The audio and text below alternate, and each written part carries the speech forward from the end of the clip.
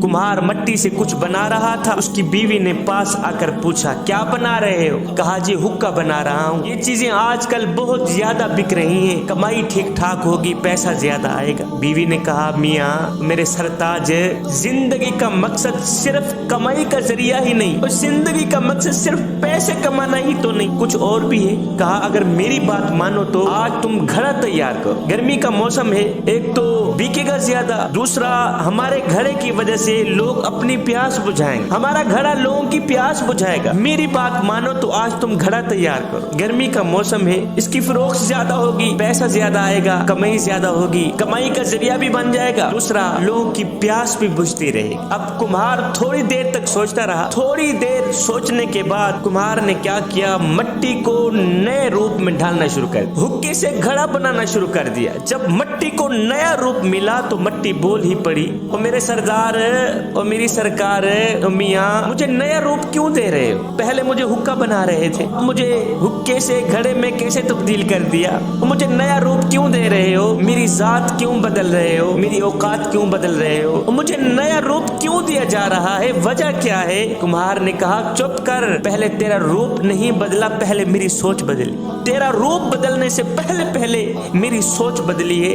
कुम्हार ने कहा, मट्टी, पहले तुझे हुक्का बना रहा था, पहले तेरे अंदर आग जाती, पहले तू आग में जलती, अब मैं घड़ा तैयार कर रहा हूँ, अब तेरे अंदर ठंडा पानी जाएगा। पहले तू आग में जलती रहती, अब ठंडे पानी में खुश होती रहेगी और मुझे दुआएं देती रहेगी। और पहले तेरे पेट में आग भर रहा था, अब तेरे पेट में ठंडा पानी भरेगा और मखलूक खुदा नफा हासिल करेगी।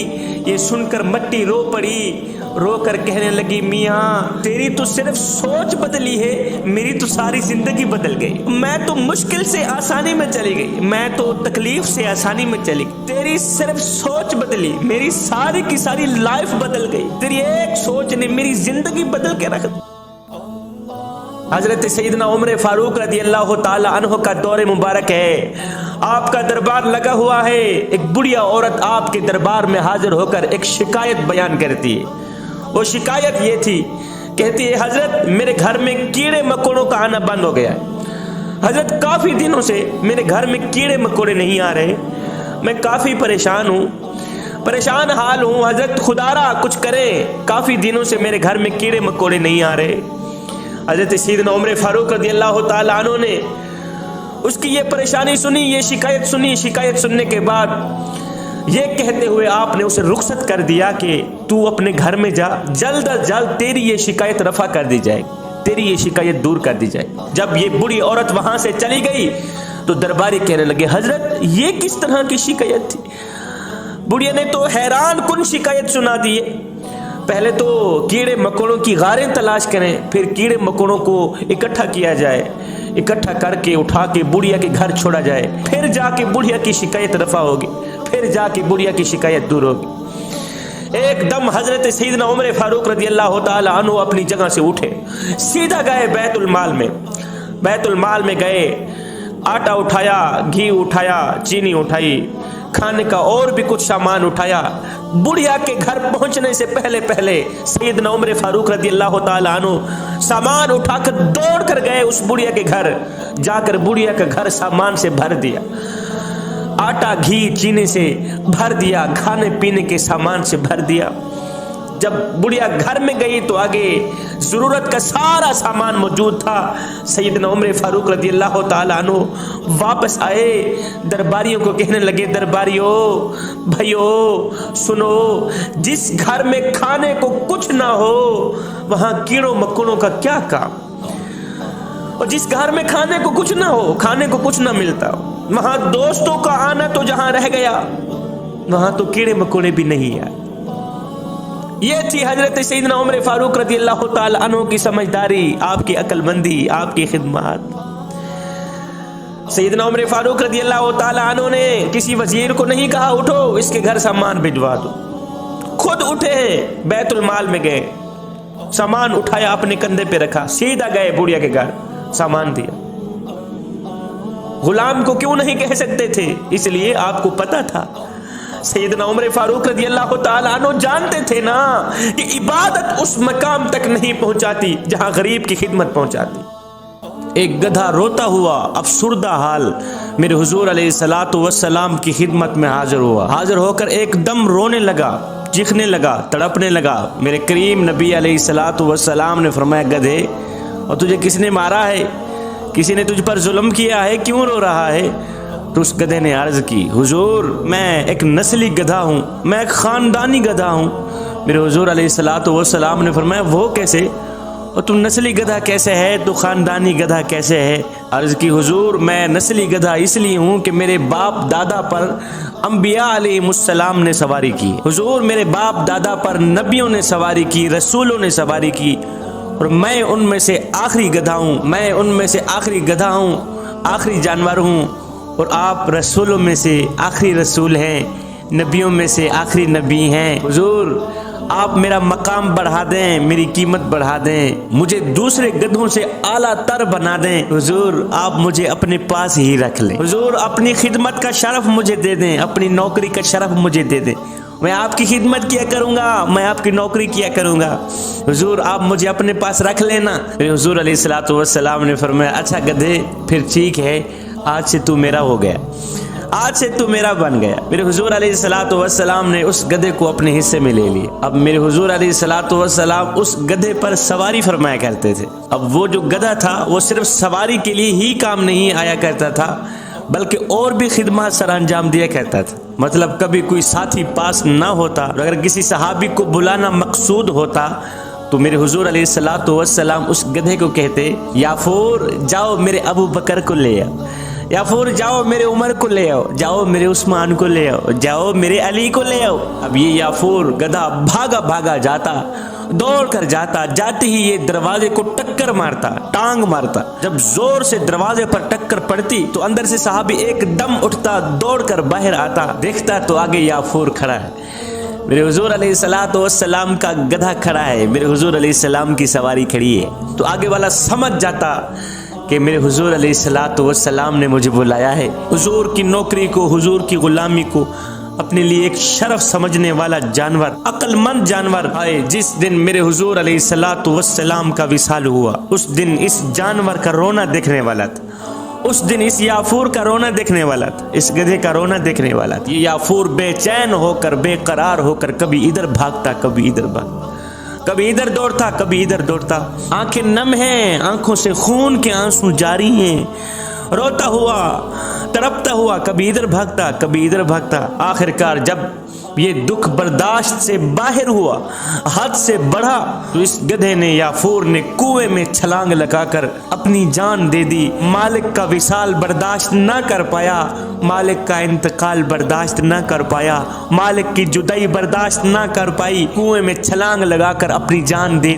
ایک غریب فقیر تھا، اس نے پھٹے پرانے کپڑے پہنے ہوئے تھے، اس کا ایک ہی لباس تھا، وہ بھی پھٹ گیا. اب جگہ جگہ سے جسم چھلک رہا تھا. یہ غریب فقیر بادشاہ کے دروازے پر گیا، جہاں بادشاہ کے کتے بندھے ہوئے تھے وہاں جا کے بیٹھ گیا. کہنے لگا بادشاہ ایک بات تو بتا. کہا جی کون سی بات؟ کہا بادشاہ اگر میں تیرے دروازے پر ابھی ابھی مر بھی جاؤں، بتا تو صحیح تو میرے ساتھ کیا سلوک کرے گا؟ بادشاہ مثال کے طور پر اگر میں تیرے گھر میں ابھی ابھی مر جاؤں، بتا تو صحیح تو میرے ساتھ کیا سلوک کرے گا؟ بادشاہ نے کہا فقیر میاں اگر تو میرے دروازے پر ابھی ابھی مر بھی گیا تو میں یہی کچھ کروں گا، تجھے کفن دے کر دفن کر دوں. اگر تو میرے دروازے پر ابھی ابھی مر بھی گیا تو میں یہی کچھ کروں گا، تجھے کفن دے کر دفن کر دوں گا، اور تجھے کفن دے کر دفن کر دوں گا. یہ سن کر غریب فقیر کی چیخ نکل گئی. غریب فقیر رو کر کہنے لگا بادشاہ میرے مرنے کے بعد جو میری مردہ لاش ڈھانپنے کے لیے مجھے کفن دو گے نا، وہ آج ہی دے دو تاکہ میں اپنی زندہ لاش تو ڈھانپ سکوں. بادشاہ میرے مرنے کے بعد تمہارا دیا کفن کس کام کا؟ بادشاہ آج میں زندہ ہوں، مجھے کپڑوں کی ضرورت ہے اور تم مجھے کچھ دیتے نہیں، اور جب میں مر جاؤں گا پھر لٹھے کے سوٹ بھی آ جائے، پھر تمہارا کاٹن کا دیا سوٹ کس کام؟ حضرت شیخ عبد القادر جیلانی رحمت اللہ علیہ کے ایک مرید نے ایک رات خواب میں 70 عورتوں سے زنا کیا، 70 عورتوں سے صحبت کی. میں تمہیں بتانا چاہتا ہوں جو اللہ کے ولی ہوتے ہیں ان کا مقام کیا ہوتا ہے، ان کی شان کیا ہوتی. ان کے پاس علم کتنا ہوتا ہے، اور جو اللہ کا ہو جاتا ہے اللہ بھی انہی کا ہو جاتا ہے۔ جوانو، رب کو پانے کی کوشش کرو، جب رب تمہارا ہو گیا تو پھر سب تمہارا ہو گیا۔ اور سنو، اللہ کی محبت میں، اللہ کے عشق میں، معرفت الہی میں ایک وہ مقام بھی آتا ہے کہ دعا تو رہی بڑی دور کی بات، انسان صرف سوچتا ہے اللہ پوری کر دیتا ہے۔ سنو، حضرت شیخ عبد القادر جیلانی رحمۃ اللہ علیہ کا ایک مرید تھا۔ آپ کے مرید نے ایک رات خواب میں 70 عورتوں سے زنا کیا، 70 عورتوں سے صحبت کی۔ ان میں سے کافی عورتوں کو جانتا بھی تھا اور کافی عورتوں کو نہیں جانتا تھا۔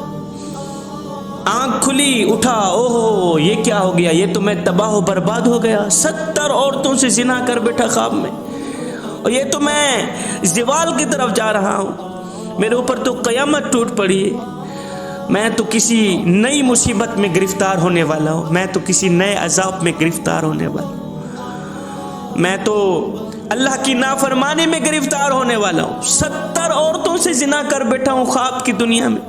آنکھ کھلی، فوراً اٹھا، سیدھا گیا مرشد کریم کے دروازے پر، سیدھا گیا حضرت سیدنا شیخ عبد القادر جیلانی رحمۃ اللہ علیہ کے دروازے پر، قدموں پہ جا گرا، قدم چومنے لگا، کچھ کہنے ہی والا تھا قبل اس کے کہ یہ شخص اپنی رات والی کہانی سناتا۔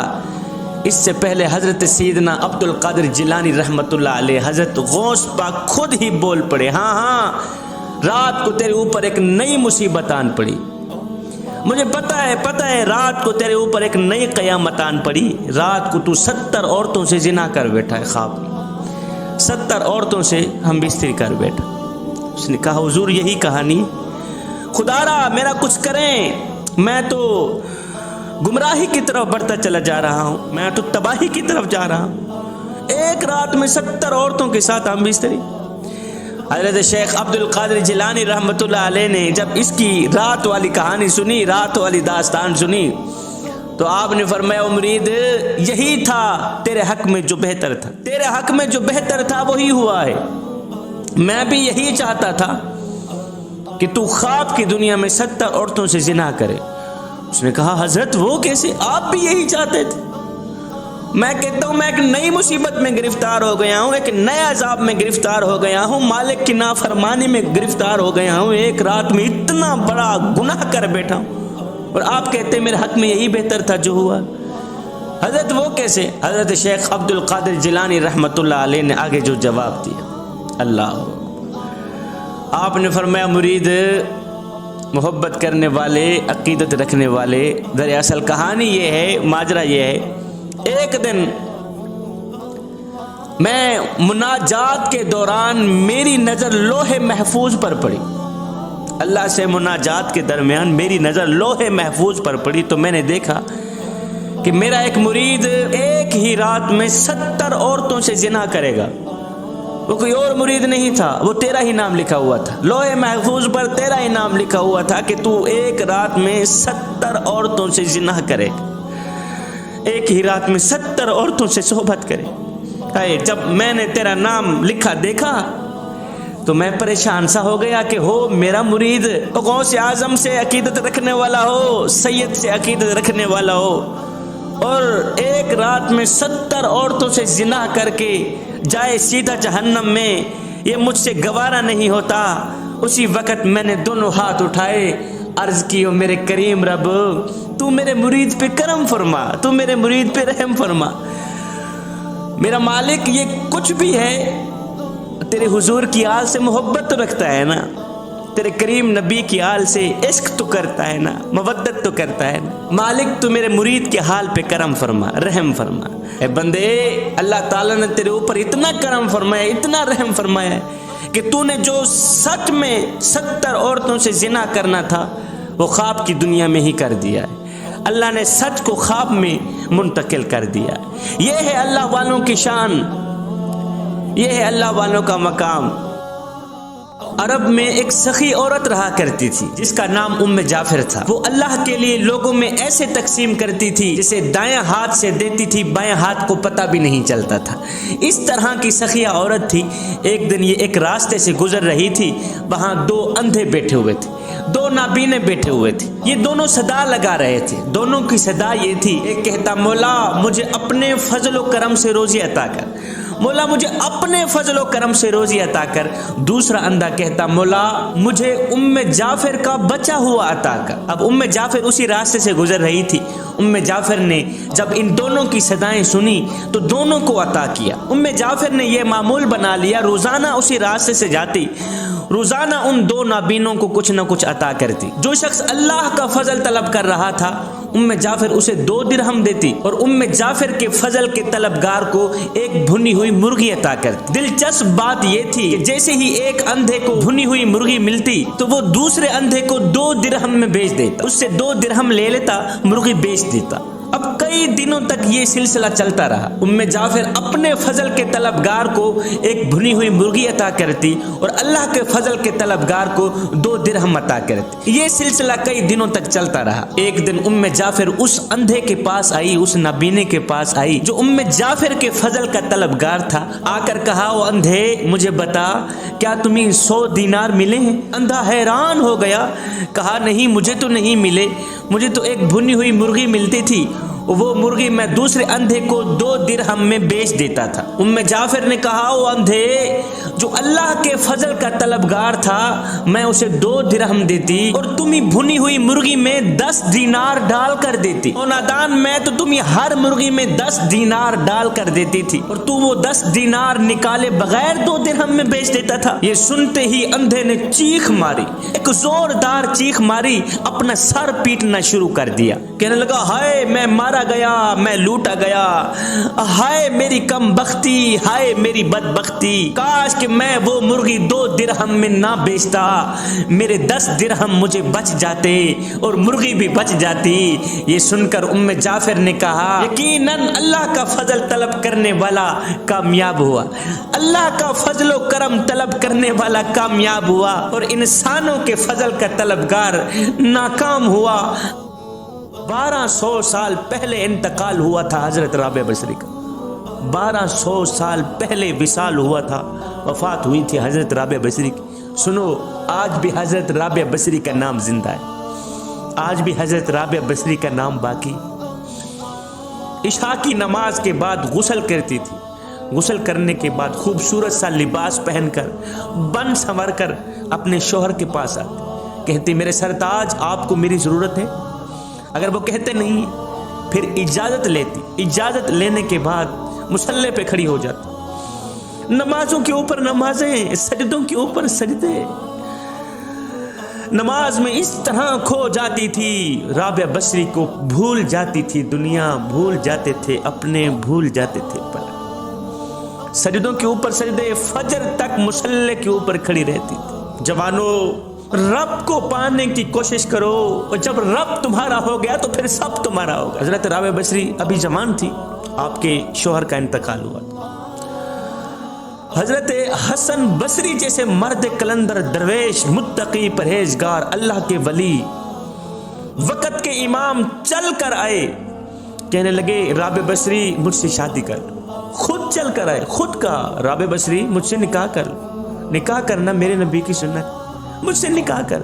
حرص کی بنیاد پر نہیں کہا تھا, بچے پیدا کرنے کی بنیاد پر نہیں کہا تھا, بچوں کا شوق نہیں تھا, حرص کا شوق نہیں تھا, صرف شادی کا شوق نہیں تھا. اس سوچ کی بنیاد پر آپ نے کہا تھا رابعہ بصری مجھ سے شادی کر لو. کہ ہو سکتا ہے اگر رابعہ بصری میری بیوی بن جائے تو میری بخشش کے لیے بس اتنا ہی کافی ہے.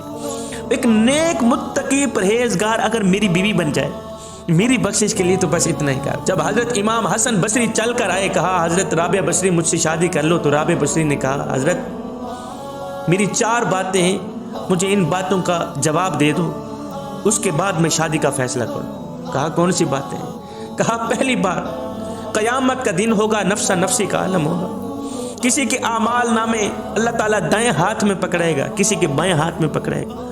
مجھے یہ بتاؤ میرا اعمال نامہ مجھے دائیں ہاتھ میں پکڑایا جائے گا یا بائیں ہاتھ میں پکڑایا جائے گا؟ حسن بصری کہنے لگے رابع بصری یہ تو میرا اللہ ہی جانتا ہے، یہ میں تو نہیں جانتا۔ کہا حضرت پھر یہ بتاؤ، جب پل صراط سے گزر رہے ہوں گے، کوئی نیچے گر جائے گا، کوئی پار لنگ جائے گا، کوئی پار چلا جائے گا، یہ بتاؤ میں نیچے گر جاؤں گی جب پل صراط پار کر لوں گی؟ کہا یہ بھی میرا اللہ ہی جانتا۔ اچھا پھر یہ بتاؤ، میزان عمل پر، ترازو پر کسی کا پلہ بھاری ہوگا، کسی کا پلہ ہلکا ہوگا، کسی کی نیکیاں زیادہ ہوں گی، کسی کے گناہ زیادہ ہوں گے، یہ بتاؤ میری نیکیاں زیادہ ہوں گی یا میرے گناہ زیادہ ہوں گے؟ کہا یہ بھی میرا اللہ ہی جانتا ہے، میں نہیں جانتا۔ کہنے لگی حضرت اگر یہ سب کچھ میرا اللہ جانتا ہے تو پھر جائیں، مجھے اس وقت کی تیاری کرنے دیں، مجھے ان 4 چیزوں کی تیاری کرنے دیں، مجھے ان 4 باتوں کی تیاری کرنے دیں، میرا وقت ضائع نہ کریں۔ ساری زندگی گزر گئی سجدوں پہ سجدے کرتے، اللہ کی دوستی میں ساری زندگی گزار دی، اللہ کی یاری میں ساری زندگی گزار دی۔ رابع بصری کا آخری وقت، آخری لمحہ، آپ نے اپنی خادمہ کو کہا میں تو دنیا چھوڑ کے جا رہی ہوں، جیسے ہی میری روح جسم سے نکلے فوراً ہی میرا جنازہ پڑھا کے میری تدفین کر دینا، صبح جا کر کسی کو بتانا کہ رابع بصری آئی تھی اور چلی بھی گئی۔ یہ کہتے ہوئے حضرت رابع بصری کی روح پرواز کر تن سے جدا ہو گئے۔ ایسے ہی کیا گیا، آپ کے کہنے پر عمل کیا گیا۔ کچھ دن بعد خادمہ نے خواب میں دیکھا، کیا دیکھتی ہے کہ حضرت رابع بصری جنت میں ٹہل رہی۔ خادمہ کہنے لگی پھر بتاؤ قبر میں تیرے ساتھ کیا بیتی؟ کہا کیا بیتنی تھی؟ منکر نکیر آئے، انہوں نے کہا بتاؤ تیرا رب کون ہے؟ میں مسکرانے لگی، میں نے کہا دیکھو جی یہ مجھ سے پوچھ رہے ہیں کہ تیرا رب کون؟ میں نے کہا فرشتوں مجھے ایک بات بتاؤ، تم پہلا آسمان چیر کر، دوسرا آسمان چیر کر، تیسرا، چوتھا، پانچواں، چھٹا، ساتواں، ہواؤں کو پھاڑ کر، فضاؤں کو پھاڑ کر، دھرتی کو پھاڑ کر اتنے دور سے آئے ہو، اور اتنے دور سے آنے والوں کو پتہ ہے کہ ہمارا رب کون ہے، میں جو 2 فٹ نیچے آئی ہوں مجھے پتہ نہیں ہے کہ میرا رب کون۔